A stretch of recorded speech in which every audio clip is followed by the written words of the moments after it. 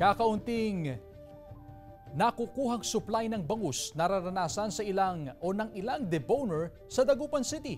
Narito ang report. Iniinda ng ilang bangus deboner sa Dagupan City ang kakaunting supply ng bangus sa Magsaysay Fish Market. Kung dati nasa 500 na bangus ang nadedebone ni Victoria kada araw, ngayon nasa 300 na lang. Apektado raw ang kanilang kita. Pahirapan din po, ma'am. Dahil sa kakulangan po ng mga bangus, ganun po. Ayon sa pamunuan ng Malimgas Public Market, nakadepende raw sa supply ng bangus ang kita ng mga deboner. 50 ang bangus deboner sa Malimgas Public Market, pero 10 lang ang gumagamit ng deboning facility. The more na may harvest, automatic na maraming nagde-debone din. Tiniyak naman ng pamunuan ng Malimgas Public Market ang kalinisan sa lugar. Hinihikayat ang mga bangus deboner na gamitin ang deboning facility upang matiyak ang malinis at dekalidad na boneless bangus.